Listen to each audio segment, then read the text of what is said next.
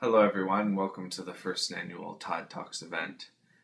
I'd like to thank all my guests, Aaron Herzog for his burrito diet, Andrew Mansfield for his getting angry at everything diet. Today we will be talking about something big, something that relates to us all, the universe.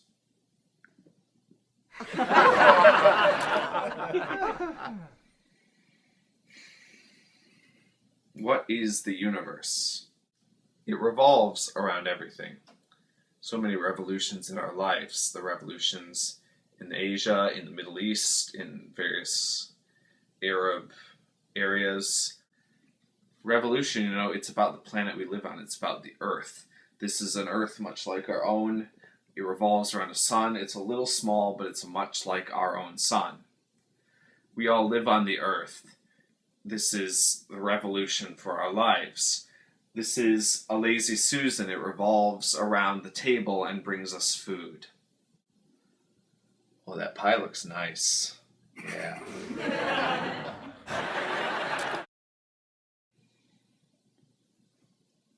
That's me.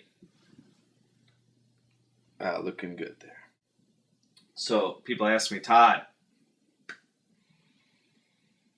what does the universe revolve around? And I say to them, there are a lot of great things in the universe, a lot of important things that it revolves around, but to me it always revolves around this. The universe revolves around keeping me out of orgies with my friends. So, for some background information, we have two incidents in my life. Two incidents that I very personally experienced. I say experiences, but I of course don't mean they actually happened. One was real, but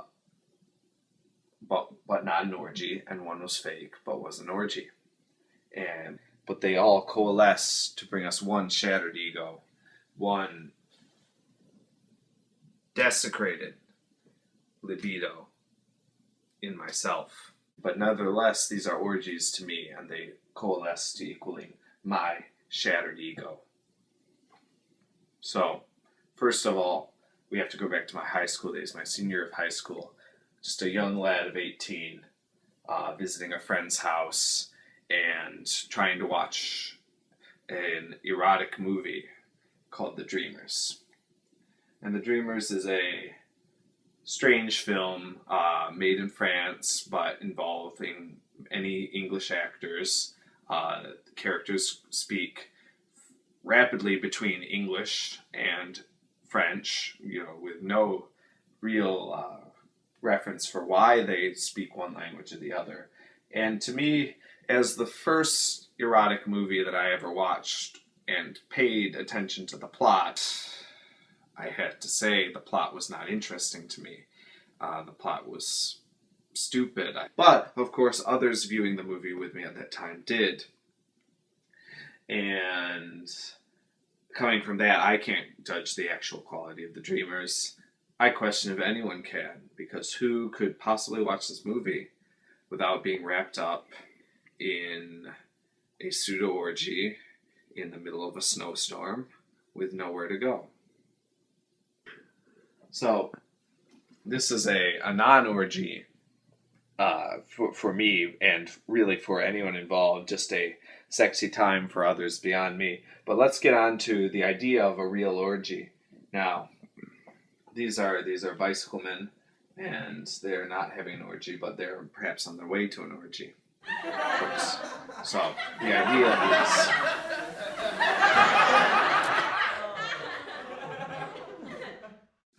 The actual Dreamers event is we watch this movie, and regardless of what our opinions for it, I was sitting there, and I was the fifth person in a group that was otherwise a boy and a girl and a boy and a girl. And so they decided to kiss and make out and have a fun time. That was a difficult time for me. And when I went outside, I realized it had been blizzarding, so it really wouldn't be a easy trip home for me, either emotionally or physically. And oh yeah, one of the people was gay, and I was not. It was unpleasant and unlucky, but it's not as though I blame the members. The most unfortunate part was that there was a blizzard going on outside, so I had to endure. And, I just thought at some point they were around me, they were going to stop, but they didn't for quite a while. So the Japan orgy caper, I think, is one that will always be remembered by me as emblematic of my experience during that time and my relationship with my friends back home and how it continued to evolve afterwards. So to introduce the players in this event, we have John Dalton, who famously remarked to me, not something that hurt my feelings at all, of course, I fear, quote unquote, I fear you're just too easy to lie to as a box in the corner of my Gmail. And that really says something about what brought this event to happen. And also we have Jacob Stover, who says, the truth is, everyone finds a good lie funny. And that's especially true when you're the one lied to. So, this experience led to me to believe the basic premise of this talk. I feel as though I have some inborn curse that prevents me from taking these experiences, as I have missed out many a time already. Now we need to talk about what experience this is at this point. Essentially, while living in Japan for the first time, I was told, Todd, we got together with some friends and had an orgy. Sorry you missed it, but you were there in spirit. And I was upset about this. I thought about this, but I essentially believed what I was told. And I thought, oh, this is me now. I am the one to be excluded from orgies. And in a way, this thought process continued. But I did find out within 2 or 3 days of being told this, that the entire story was a lie, that nothing had happened. Nothing had happened, and it was just an attempt to make me jealous. So, I was very upset about this. And it made me realize that orgies aren't such an easy thing to come by. And I shouldn't be so paranoid about orgies happening when I'm not around. But it was a well-played joke on the part of my friends. You got me, guys. And, a lot of people asked me at this time, I was very uptight. They asked me, Todd,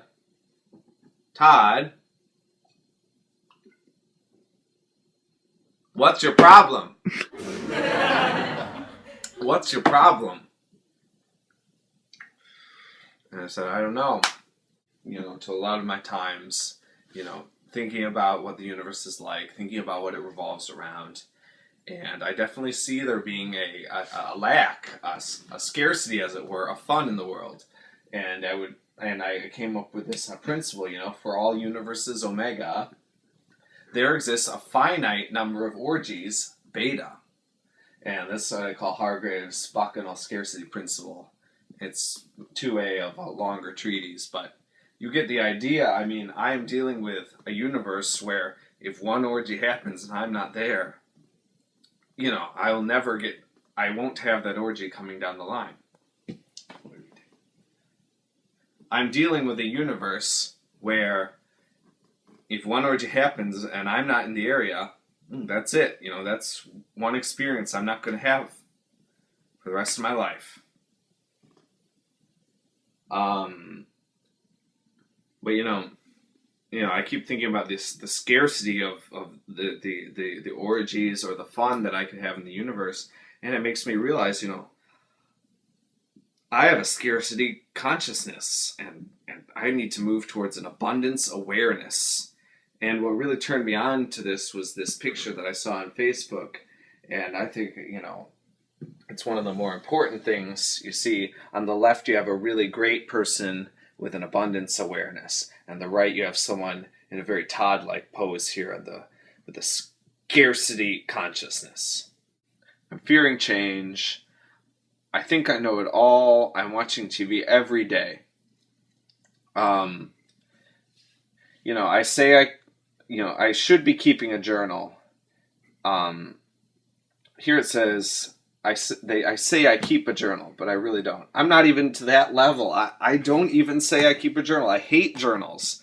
I tell people that writing journals and making lists is dumb. I can't set goals. I have to operate from a transactional perspective. I take in this money and I lose this orgy, and that's it. I gotta embrace change and exude joy. I gotta talk about ideas, but I'm not even talking about people. Talk about people, I just talk about TV shows. I just talk about things on the internet. I can't even hope to be as good as this person.